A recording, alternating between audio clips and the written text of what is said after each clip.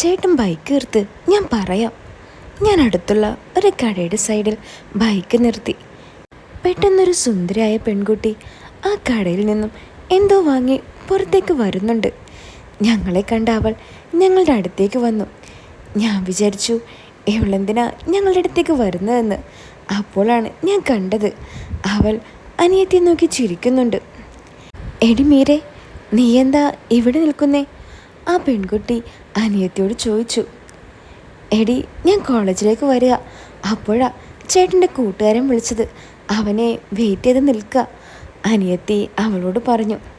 ഓ, എന്നാൽ ഞാൻ പോവാടി, ബസ് വരാൻ സമയമായി. അതും പറഞ്ഞ് ആ പെൺകുട്ടി അവിടെ അടുത്തുള്ള ഒരു ബസ് സ്റ്റോപ്പിലേക്ക് പോയി. ആരാടി അത്, കൂട്ടുകാരത്തെയാണോ? ഞാൻ അനിയത്തിയോട് ചോദിച്ചു. അതെ, എൻ്റെ കൂടെ പഠിക്കുന്നവളാ, പേര് വീണ. കൊള്ളാം, നല്ല കുട്ടി. ലൈനുണ്ടോ അവൾക്ക്? ഞാൻ അനിയത്തിയോട് ചോദിച്ചു. ആ, എനിക്കറിയാൻ പാടില്ല. എന്നാലും എപ്പോൾ നോക്കിയാലും ചെക്കന്മാരുടെ കൂടെയാ, നടപ്പും ഇരിപ്പുമല്ല. ഓ, അങ്ങനെയുള്ള ആളാണല്ലേ. എന്താടാ, ഇനി അവളെയും ഞാൻ നിനക്ക് സെറ്റാക്കി തരണോ? അല്ല, അങ്ങോട്ടൊരു പാലം ഇട്ടാൽ ഇങ്ങോട്ടും ഒരു പാലം ഇടാമല്ലോ. ഓക്കെ. എടാ, ഞാൻ പറയുന്ന കേൾക്ക്, എനിക്ക് കോളേജിൽ പോകാൻ സമയമാവുന്നു. ഓ സോറി ഡി, ഞാനത് മറന്നു. എന്താ നീ പറഞ്ഞ ആഗ്രഹം? അത് പിന്നെ ഞാൻ ആ ചേച്ചിയെ സെറ്റാക്കി തരുന്നില്ലേ?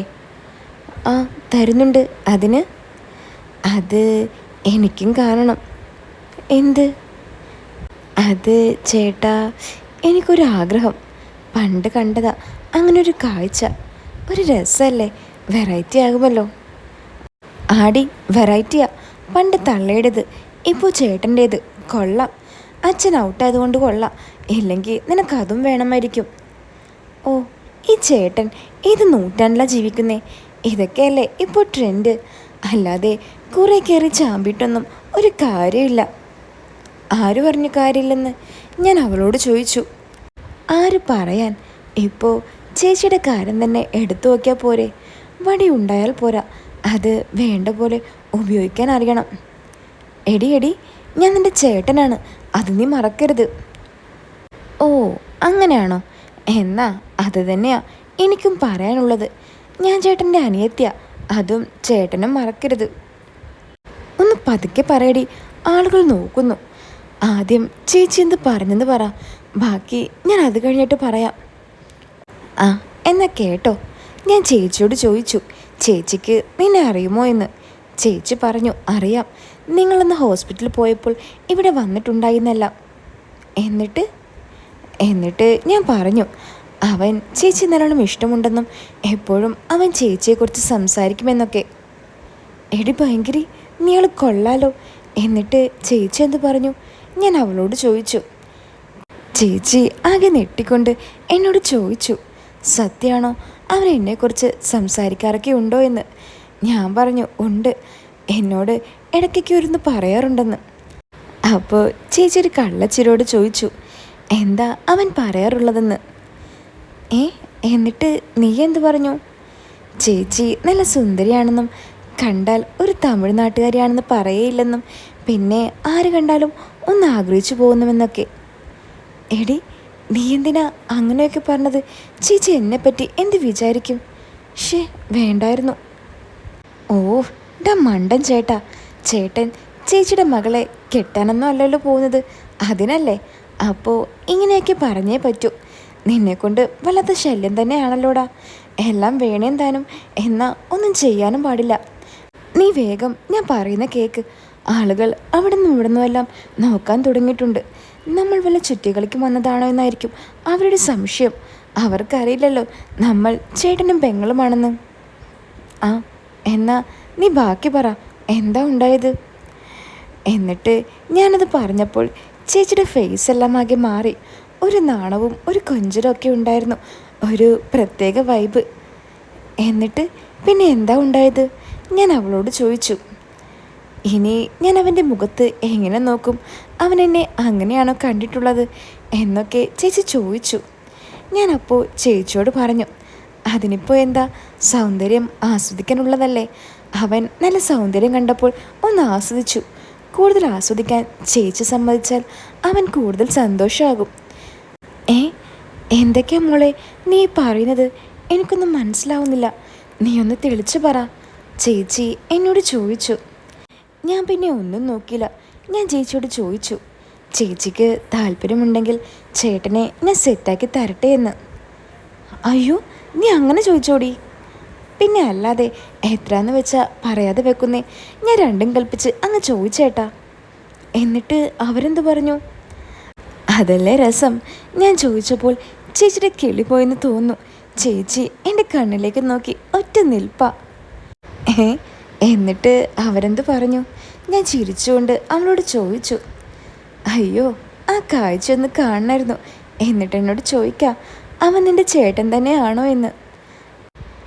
അതെന്താടി ചേച്ചി അങ്ങനെ ചോദിച്ചത്? എടാ മണ്ട, സ്വന്തം പെങ്ങന്മാരാരെങ്കിലും ഇങ്ങനെ ചെയ്യുമോടാ? ഞാനല്ലാതെ. ഓ അങ്ങനെ. എന്നിട്ട് നീ എന്ത് പറഞ്ഞു? ഞാൻ പറഞ്ഞു അതേ എന്ന്. അല്ലാതെ എന്ത് പറയാൻ? എന്നിട്ട് ഞാൻ അവളോട് ചോദിച്ചു, എന്നിട്ട് ചേച്ചി ചോദിക്കുക നിനക്ക് കുഴപ്പമൊന്നും ഇല്ലേ എന്ന്. ഞാൻ പറഞ്ഞു എനിക്കെന്തിന് കുഴപ്പം? അവൻ ഒരാഗ്രഹം പറഞ്ഞു. ഇവിടെ വന്നപ്പോൾ ചേച്ചിയുടെ അവസ്ഥയും ഏകദേശം ഒന്ന് തന്നെ. അപ്പോൾ പിന്നെ ഞാനൊന്നും നോക്കില്ല. പിന്നെ ഒരു കാര്യത്തിൽ ചേച്ചിക്ക് സമാധാനിക്കാം. ഞാനത് പറഞ്ഞപ്പോൾ അതെന്തായെന്ന് ചേച്ചി എന്നോട് ചോദിച്ചു. അപ്പോൾ ഞാൻ ചേച്ചിയോട് പറഞ്ഞു, ചേച്ചിയുടെ ഭർത്താവിൻ്റെ ഒലക്കൊന്നും അവൻ്റെ കയ്യിലില്ല. അവൻ്റെ കയ്യിലുള്ളത് വെച്ച് അവൻ നോക്കിക്കോളും. പിന്നെ എല്ലാം അറിഞ്ഞു ചെയ്യാൻ അവൻ അറിയാമെന്നും. ഞാനത് പറഞ്ഞതും ചേച്ചി വീണ്ടും എൻ്റെ കണ്ണിൽ തുറിച്ചു നോക്കി. ചേച്ചിയുടെ നോട്ടം കണ്ട് ഞാൻ ചിരി അടക്കി വെച്ചു. ഷേ, നീ എന്തൊക്കെയാടി പറഞ്ഞേ? അതൊക്കെ മോശമല്ലേ? നിൻ്റെ നാവിന് തീരെ ഇല്ലില്ലല്ലോ. ഞാനവളുടെ സംസാരം കേട്ട് അവളോട് പറഞ്ഞു, ചേട്ടൻ ബാക്കി വേഗം കേക്ക്, സമയം പോകുന്നു. ആ പറ, എന്താ ചേച്ചി ഇങ്ങനെ നോക്കുന്നതെന്ന് ഞാൻ ചേച്ചിയോട് ചോദിച്ചു. അപ്പോൾ ചേച്ചി ചോദിക്കുക, നിങ്ങൾ തമ്മിൽ ചേട്ടൻ അനിയത്തി ബന്ധമല്ലാതെ വേറെ വല്ല ബന്ധമുണ്ടോ എന്ന്. ആ ഇപ്പം എങ്ങനെയുണ്ടടി? ചേച്ചിയെ കൊണ്ട് അത് നീ ചോദിപ്പിച്ചില്ലേ? ചേച്ചി എന്ത് വിചാരിച്ചു കാണും? ഒന്നും വേണ്ടായിരുന്നു, എല്ലാം എന്നെ പറഞ്ഞാൽ മതി. ഞാൻ ദേഷ്യത്തോടെ അവളോട് പറഞ്ഞു. ആഹാ, എന്നാലേ നീ ഒരു കാര്യം ചെയ്, വീട്ടിലിരുന്ന് പട്ടം പറത്തി കളിച്ചോ. അതല്ലേ നിനക്കറിയൂ. എനിക്കറിയാമായിരുന്നു അവസാനം ഇതിങ്ങനെ വരുമെന്ന്. എടി അത് പിന്നെ എന്തൊക്കെയാ നീ പറയുന്നേ? ചേച്ചി നമ്മളെപ്പറ്റി എന്ത് വിചാരിച്ച് കാണും? എടാ പൊട്ടാ, അങ്ങനെ നോക്കിയാൽ ഒന്നും നടക്കില്ല. ചേച്ചിയുടെ ആവശ്യം എന്നോട് പറഞ്ഞു. ഞാൻ നമ്മുടെ ആവശ്യം അങ്ങോട്ടും പറഞ്ഞു. അത്രയേ ഉള്ളൂ. അല്ലടി, എന്നിട്ട് ചേച്ചി എന്ത് പറഞ്ഞു? അതല്ലേടാ ഞാൻ പറയാൻ വരുന്നത്.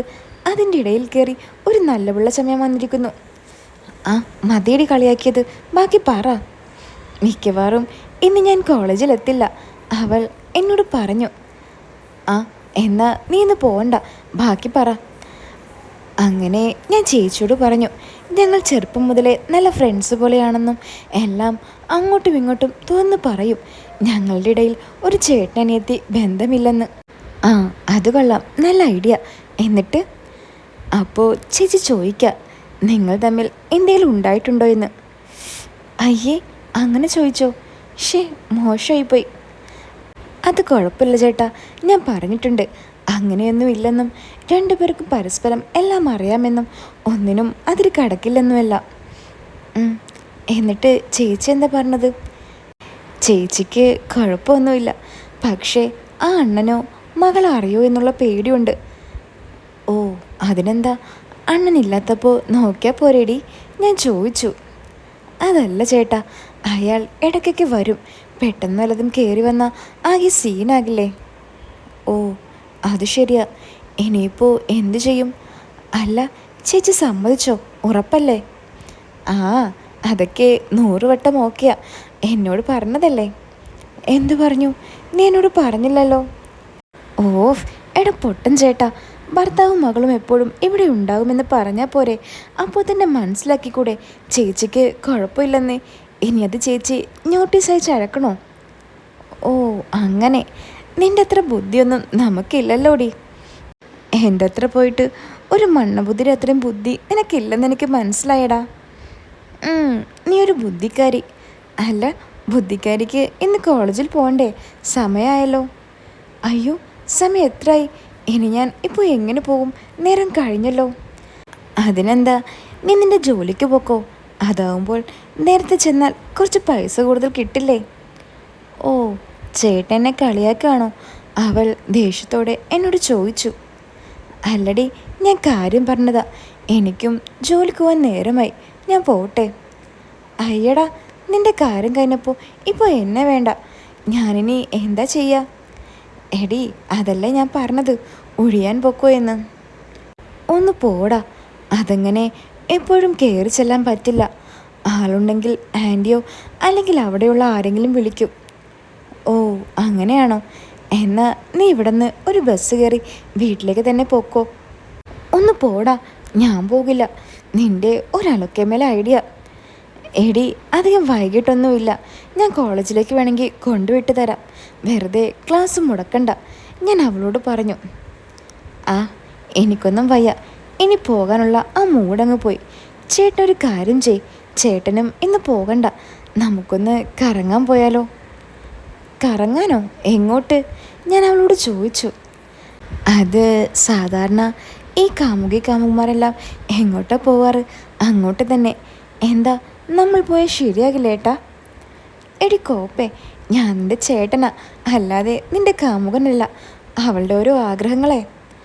ഓ, അങ്ങനെയാണോ? അങ്ങനെയാണെങ്കിൽ ഇനി എല്ലാ കാര്യത്തിനും ചേട്ടൻ ചേട്ടനായി നിന്നാൽ മതി. ഞാൻ അനിയത്തിയുമായി നിൽക്കാം. നിൻ്റെ ഓരോ ആഗ്രഹം പറഞ്ഞ് ഇനി എൻ്റെ അടുത്ത് വരരുത്.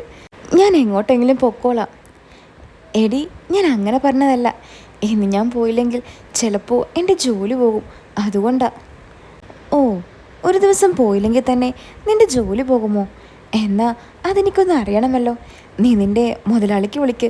എന്നിട്ട് ഇന്ന് വരാൻ പറ്റില്ല, പനിയും ഛർദിലുമാണെന്ന് പറ. മുതലാളി എന്ത് പറയുമെന്ന് ഞാനൊന്ന് നോക്കട്ടെ. ശരി, ഞാനൊന്ന് വിളിച്ചു നോക്കട്ടെ. അങ്ങനെ ഞാൻ മുതലാളിക്ക് വിളിച്ചു. അവൾ പറഞ്ഞ പോലെ അവളുടെ മുന്നിൽ നിന്ന് തന്നെ അവൾ പറഞ്ഞ പോലെയൊക്കെ ഞാൻ പറഞ്ഞു. അത് കേട്ട് മുതലാളി പറഞ്ഞു, ഓക്കെ, കുഴപ്പമില്ല, നാളെ വന്നാൽ മതിയെന്ന്. അത് കേട്ട് അവൾ തുള്ളിച്ചാടിക്കൊണ്ട് പറഞ്ഞു, ഇപ്പോൾ എങ്ങനെയുണ്ട്? ഞാൻ പറഞ്ഞില്ലേ, മതി നിൻ്റെ അടവൊക്കെ. വാ, നമുക്ക് പോകാമെന്ന്. എന്തായാലും ഇന്നത്തെ ജോലിയും കൂലിയും പോയി. ഞാൻ അവളെയും കയറ്റി നേരെ അടുത്തുള്ള മലമ്പുഴ പാർക്കിലേക്ക് വിട്ടു. അവിടെ ചെന്ന് നിർത്തിയപ്പോൾ തന്നെ ഒരുത്തൻ വന്ന് അവളോട് സംസാരിക്കാൻ തുടങ്ങി. അവളും അവനോട് നല്ല പരിചയം പോലെ സംസാരിക്കുന്നു. ഞാനിതെല്ലാം നോക്കി നിൽക്കുമ്പോൾ വേറൊരുത്തനും വന്ന് അവളോട് സംസാരിക്കുന്നു. അവർ രണ്ടുപേരും അടുത്തടുത്തുണ്ടായിരുന്നിട്ടും എന്നെയൊന്നും മൈൻഡ് പോലും ചെയ്തില്ല. എന്തിനു പറയുന്നു, എൻ്റെ അനിയത്തി പോലും എന്നെ മറന്നു ആ നിമിഷം. അപ്പോൾ ഇതിൻ്റെ നെക്സ്റ്റ് പാർട്ട് ഞാൻ ഉടൻ തന്നെ ഇടാം കേട്ടോ. അപ്പോൾ ഈ പാർട്ട് ഇഷ്ടപ്പെട്ടാൽ ലൈക്ക് ചെയ്യാനും സബ്സ്ക്രൈബ് ചെയ്യാനും ആരും മറക്കല്ലേ. അപ്പോൾ പുതിയൊരു കഥയായിട്ട് നമുക്ക് വീണ്ടും കാണാം. എല്ലാവരും കാത്തിരിക്കുക.